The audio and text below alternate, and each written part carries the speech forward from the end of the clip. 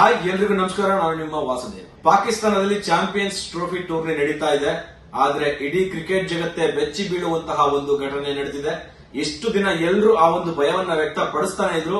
ಅದು ಪಾಕಿಸ್ತಾನದಲ್ಲಿ ನಿಜ ಆಗಿದೆ. ಪಾಕಿಸ್ತಾನದಲ್ಲಿ ಭದ್ರತಾ ವೈಫಲ್ಯ ಹೇಗಿದೆ ಅಂತ ನಾವು ಹೆಚ್ಚಿಗೆ ಹೇಳಬೇಕಾಗಿಲ್ಲ.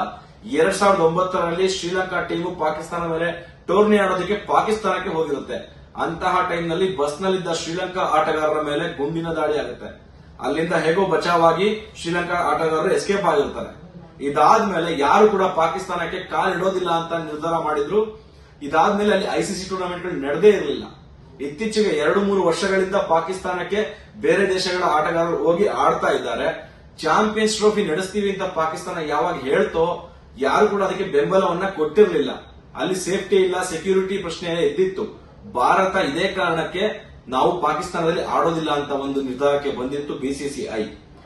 ಈಗ ಬಿಸಿಸಿಐ ತೆಗೆದುಕೊಂಡಿರೋ ಈ ನಿರ್ಧಾರ ನಿಜಕ್ಕೂ ಸೂಪರ್ ಅಂತಾನೆ ಹೇಳ್ಬೋದು. ಯಾಕಂದ್ರೆ ನಿನ್ನೆ ನಡೆದಂತಹ ನ್ಯೂಜಿಲೆಂಡ್ ಹಾಗೂ ಬಾಂಗ್ಲಾದೇಶ ಮ್ಯಾಚ್ ನಡೀತಾ ಇರಬೇಕಾದ್ರೆ ಉಗ್ರನೊಬ್ಬ ನೇರವಾಗಿ ಮೈದಾನಕ್ಕೆ ನುಗ್ಗಿ ಅದರಲ್ಲೂ ನಮ್ಮ ಕನ್ನಡಿಗ ರಚಿನ್ ರವೀಂದ್ರ ಅವರನ್ನ ಹಿಡ್ಕೊಂಡಿರುವಂತದ್ದು ದೊಡ್ಡ ಮಟ್ಟದ ಸುದ್ದಿ ಆಗ್ತಾ ಇದೆ ಎಲ್ಲೆಡೆ ಕೂಡ. ಇದರಿಂದ ಇಡೀ ಅಲ್ಲಿ ಹೋಗಿರುವಂತಹ ಎಲ್ಲಾ ತಂಡದ ಆಟಗಾರರ ಜೀವ ಅಪಾಯದಲ್ಲಿದೆಯಾ ಅನ್ನೋ ಪ್ರಶ್ನೆ ಕೂಡ ಮೂಡಿರುವಂತದ್ದು.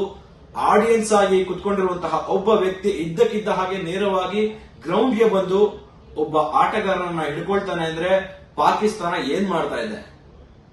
ಟೂರ್ನಮೆಂಟ್ ಆಯೋಜನೆ ಮಾಡೋದಕ್ಕಿಂತ ಮುಂಚೆ ನಿಮಗೆಲ್ಲ ಸೇಫ್ಟಿ ಕೊಡ್ತೀವಿ, ನಾವು ನೋಡ್ಕೋತೀವಿ ಅಂತ ಹೇಳಿದವರು ಈಗೇನ್ ಮಾಡ್ತಾರೆ? ಅದ್ಭುತವಾಗಿ ಬ್ಯಾಟಿಂಗ್ ಮಾಡ್ತಿದ್ದಂತಹ ರಚಿನ್ ರವೀಂದ್ರ ಅವರನ್ನ ಈ ಒಂದು ವ್ಯಕ್ತಿ ಉಗ್ರ ಅಂತ ಹೇಳ್ತಾರಂತ ಒಂದು ವ್ಯಕ್ತಿ ಹೋಗಿ ಹಿಡ್ಕೊಳ್ತಾನೆ. ಇದಾದ್ಮೇಲೆ ಜೇಬ್ನಿಂದ ಒಂದು ಫೋಟೋವನ್ನ ತೆಗೆದು ಎಲ್ರಿಗೂ ಪ್ರದರ್ಶನವನ್ನ ಮಾಡ್ತಾನೆ. ಈತ ಯಾರು ಅಂತ ಹಿಡ್ಕೊಂಡು ಅವರನ್ನ ವಿಚಾರಣೆಗೆ ಒಳಪಡಿಸಿದಾಗ ಈತ ಒಬ್ಬ ನಿಷೇಧಿತ ಇಸ್ಲಾಮಿಕ್ ತೆಹರಿಕ್ ಎ ಲಬಾಯಿಕ್ ಪಾಕಿಸ್ತಾನದ ಬೆಂಬಲಿಗ ಅನ್ನೋದು ಗೊತ್ತಾಗಿದೆ. ಈ ಪಕ್ಷವನ್ನ 2021ರಲ್ಲಿ ಅಲ್ಲಿನ ಸರ್ಕಾರ ನಿಷೇಧವನ್ನ ಮಾಡಿರುತ್ತೆ. ಈತ ಒಬ್ಬ ಗ್ರೌಂಡ್ಗೆ ಎಂಟ್ರಿ ಆಗಿ ತನ್ನ ಅಧ್ಯಕ್ಷರ ಫೋಟೋವನ್ನ ಎಲ್ರಿಗೂ ತೋರಿಸಿದ್ದಾನೆ. ಇದು ಏನ್ ಹೇಳುತ್ತೆ ಅಂತಂದ್ರೆ ಸೇಫ್ಟಿ ಇಲ್ಲ. ಮುಂದಿನ ಪಂದ್ಯಗಳು ಕೂಡ ಪಾಕಿಸ್ತಾನದಲ್ಲಿ ನಡಿಬೇಕಿದೆ. ಈಗ ಆಟಗಾರರು ಹೇಗೆ ಅಲ್ಲಿ ಆಡ್ತಾರೆ ಭಯದಿಂದ ಅನ್ನೋದು ಈಗ ಪ್ರಶ್ನೆ ಆಗಿದೆ. ಒಂದು 4 ದಿನಗಳ ಹಿಂದೆ ಆಫ್ಘಾನ್ ಭದ್ರತಾ ಪಡೆಗಳು ಒಂದು ಶಾಕಿಂಗ್ ವಿಚಾರವನ್ನ ಬಹಿರಂಗಪಡಿಸ್ತಾರೆ. ಏನು ಚಾಂಪಿಯನ್ಸ್ ಟ್ರೋಫಿ ಆಡೋದಕ್ಕೆ ಪಾಕಿಸ್ತಾನಕ್ಕೆ ಹೋಗಿರುವಂತಹ ವಿದೇಶಿ ಆಟಗಾರರನ್ನ ಕಿಡ್ನಾಪ್ ಮಾಡುವಂತಹ ಸಂಚು ನಡೀತಾ ಇದೆ ಅಂತ ಒಂದು ಹೇಳ್ಕೊಂಡೇ ಬಂದಿತ್ತು. ಇದು ನಿಜ ಆಗಿದೆ. ನಿನ್ನೆ ಅಟ್ಯಾಕ್ ನಡೆದಿದೆ. ಅಟ್ಯಾಕ್ ಅಂದ್ರೆ ಬಂದು ಶೂಟ್ ಮಾಡಿದ್ದಾರೆ ಅಂತಲ್ಲ. ಯಾರೋ ಒಬ್ಬ ಆಡಿಯನ್ನಿಂದ ಬಂದು ಡೈರೆಕ್ಟ್ ಆಗಿ ಉಗ್ರ ಎಂಟ್ರಿ ಆಗ್ತಾನೆ ಅಂತಂದ್ರೆ ಇಲ್ಲಿನ ಸೇಫ್ಟಿ ಬಗ್ಗೆ ನೀವೆಲ್ಲರೂ ತಿಳ್ಕೊಳ್ಬೇಕು. ಯಾರು ಇದೇ ಕಾರಣಕ್ಕೆ ಪಾಕಿಸ್ತಾನಕ್ಕೆ ಹೋಗಿರ್ಲಿಲ್ಲ. ಇನ್ನು ಮುಂದೆ ಕೂಡ ನಡೆಯುವಂತಹ ಟೂರ್ನಮೆಂಟ್ ಕೂಡ ಹೇಗಾಗುತ್ತೆ ಅನ್ನೋ ಭಯ ಇರೋದೇ ಎಲ್ಲರನ್ನ ಕಾಡ್ತಾ ಇದೆ. ಇನ್ನು ರಚಿನ್ ರವೀಂದ್ರ ಅವ್ರನ್ನೇ ಟಾರ್ಗೆಟ್ ಮಾಡಿದ್ ಯಾಕೆ? ಅವರೊಬ್ರು ಭಾರತೀಯ ಮೂಲದವರು ಅಂತ ಏನಾದ್ರೂ ಈ ಟಾರ್ಗೆಟ್ ನಡೀತಾ ಅನ್ನೋದ್ರ ಬಗ್ಗೆ ಸಾಕಷ್ಟು ಚರ್ಚೆಗಳು ಸೋಷಿಯಲ್ ಮೀಡಿಯಾದಲ್ಲಿ ನಡೀತಾ ಇದೆ.